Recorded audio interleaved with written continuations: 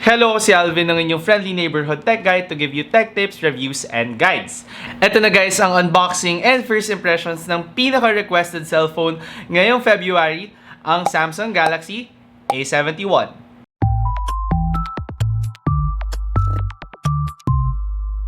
And syempre, bago lahat, if you haven't subscribed to my channel yet, subscribe by clicking the subscribe button down below and hit that bell icon so you get updated whenever I post videos. And syempre, dito na agad tayo sa unboxing ng Samsung Galaxy A71. Ito na ba ang best mid-ranger ngayong taon? So ito, i-unbox na natin, tanggalin natin yung mga nandito sa baba. So nung nakuha ko tong unit na to, actually wala siyang plastic whatsoever. As in, box lang talaga siya na merong mga parang tape dito sa gilid.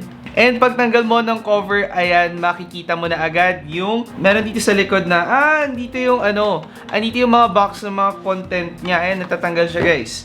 Tapos, eto, makikita na agad natin yung cellphone na Samsung Galaxy A71. So, bago muna sa cellphone, syempre, dito muna tayo sa content ng box natin. So, kapag tinanggal natin to, ano nga ba yung makukuha natin?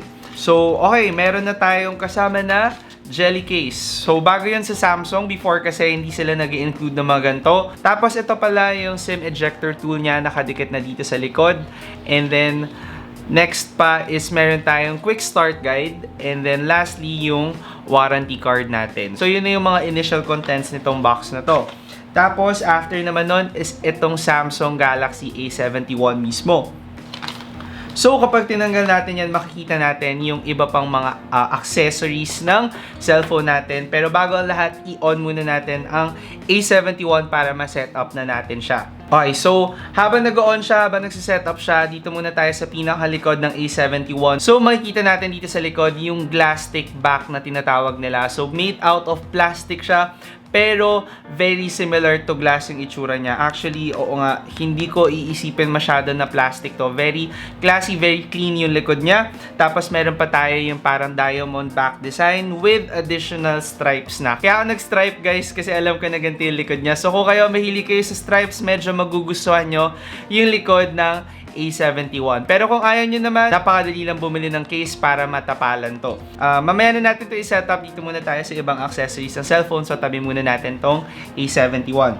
So, dito sa box natin, meron tayong makukuha na unang-una charger. And supposedly, ang A71 supports 25-watt fast charging na. So, alamin natin, gagawin ko ng video to kung gaano ba kaganda ang fast charging ng Samsung Galaxy A71. Next naman, dito sa box natin, makukuha natin ang USB cord niya. So, ang A71, ang included na cord niya is USB-C to USB-C. And then lastly is yung available niya na earphones. So, dito sa A71, fortunately, hindi pa nila tinanggal yung headphone jack, which is yun na yung trend ngayon guys ng mga cellphone. Halos lahat ngayon 2020 i-assume natin na mawawala na yung headphone jack. So kung kayo gustong-gusto nyo yung headphone jack sa cellphone, isang magandang option ang Samsung Galaxy A71 para sa inyo. So ayun na guys yung lahat ng content. Basically na-unbox na natin tong Samsung Galaxy A71. Ngayon, tingnan naman natin yung cellphone itself. Iligpit ko lang muna tong mga laman ng box natin.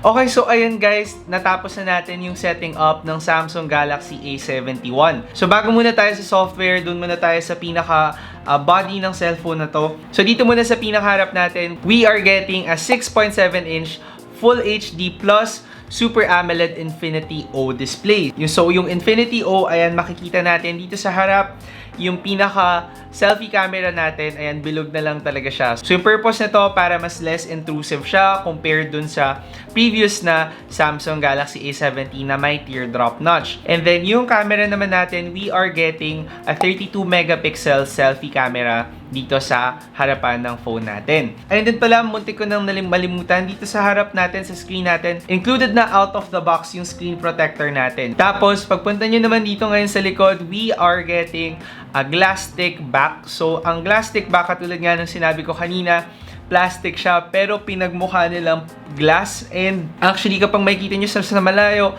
talagang ay nga mukha siyang glass. Pero once na mahawakan nyo na yung phone na to, obviously, plastic talaga siya. So, it doesn't support wireless charging. So the color that we got for the A71 is Prism Crush Black. So ayan, color black siya. Pero pag tinamaan siya ng light, meron tayong mga glare na nakukuha na mukhang rainbow. So different colors yung nakikita talaga natin. This cellphone is actually available in 3 other different colors. Meron tayong pink, meron tayong white, and then meron tayong blue. So kung gusto nyo yung medyo may personality yung cellphone natin, hindi black lang, ayan, may available pa siyang 3 magkakaibang kulay. And next naman, para dito sa camera natin, for the back, we are getting a quad camera setup. And then para nga dito sa quad camera setup natin, we are getting a 64 megapixel main camera, a 12 megapixel ultra-wide lens, a 5 megapixel depth sensor, and then lastly, another 5 megapixel macro lens. So ayan, since mas maraming lens, mas marami tayong pwedeng gawin, mas creative yung shots natin. So good thing naman yon para sa Samsung na nagawa nilang quad camera ang Samsung Galaxy A71. And ayun na nga, dito tayo sa sides natin. Dito sa taas, wala actually tayong makukuhang kahit anong buttons or ports. Pero pagdating naman dito sa right side ng phone natin, nandito yung lock button natin and then yung volume buttons natin. And then to turn off this phone, kailangan natin i-press down yung volume down button natin and then yung lock button natin. Kasi kung i-hold nyo lang yung lock button ninyo, dito papasok si Samsung Bixby, yung mismong AI assistant ng Samsung. And ngayon naman dito tayo sa left side. So sa left side natin, we are getting yung SIM card tray natin. And wala na. Tapos ngayon dito naman sa bottom part ng phone natin, andito ngayon yung speaker grills. And then yung USB Type-C na charging port. Tapos lastly, yung ating headphone jack. So ayun, napakalaking bagay na meron pang headphone jack ang Samsung Galaxy A71. If kayo gusto nyo talaga headphone jack, ayaw nyo mag-let go, gusto nyo naka-headphone jack pa rin kayo at 2020, napakagandang option ng A71 para sa inyo. So ngayon, tapos na tayo dun sa pinaka-body ng cellphone natin. Ngayon, dun naman tayo sa hardware na nasa loob niya. So unang-una, ang chipset natin, meron tayong Qualcomm Snapdragon 730G. And then we are getting 8GB of RAM and then 128GB of internal storage. Tapos dito pa sa SIM card tray natin, meron tayong additional na micro SD slot. So pwede tayong mag-upgrade up to 512GB. So sa ganun guys, na ganun yung internal hardware natin, tapos yung body ng phone natin, yung camera setup natin, magkano nga ba ang Samsung Galaxy A71? So for the Galaxy A71 guys, ang price nito sa Pilipinas is 22,990 pesos.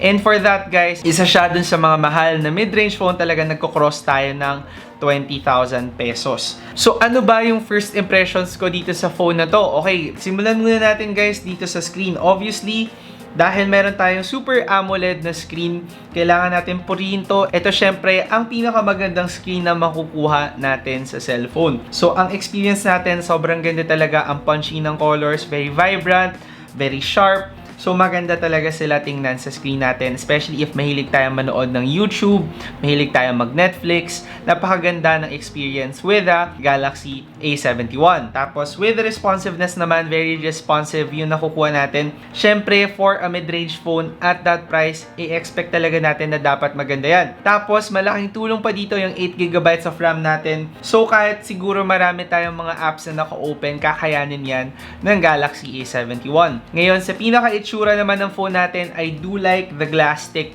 case niya. Mas naging premium yung feel ng ating cellphone as compared dun sa mga mid-range cellphones, yung mga A-series ng Samsung before. Natuwa rin ako na meron tayong quad camera setup dito sa likod. Ayan, talaga kailangan natin mag-compete sa mga ibang brands kasi lahat sila naka-quad camera setup na at this price point. Ngayon guys, pagdating sa camera and pagdating sa gaming, gagawan ko ng separate review ang cellphone na to, kung ano ba yung performance niya for camera or for photography and then for gaming, para talaga makita natin kung maganda ba ang cellphone na to, kung gusto natin siya for the camera or gusto natin siya for gaming.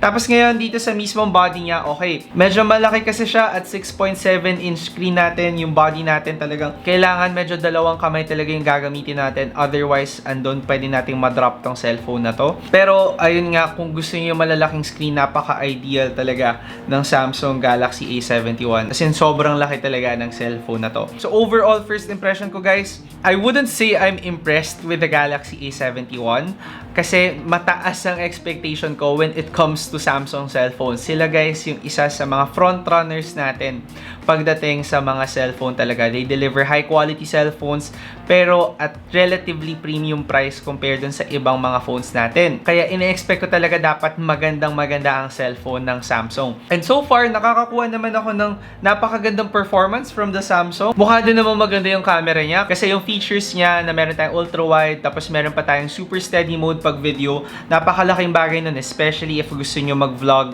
sa cellphone na to. Actually, nagustuhan ko yung Samsung Galaxy A71 kasi napaka-premium talaga ng feel niya.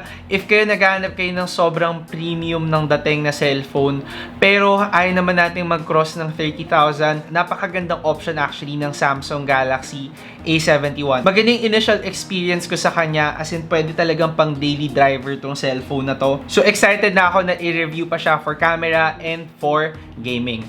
Anyway guys, ayun na yung unboxing ko and first impressions ng Samsung Galaxy A71.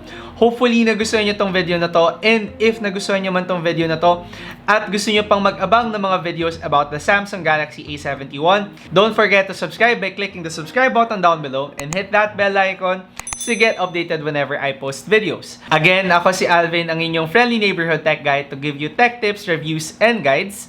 See you next time. Ingat!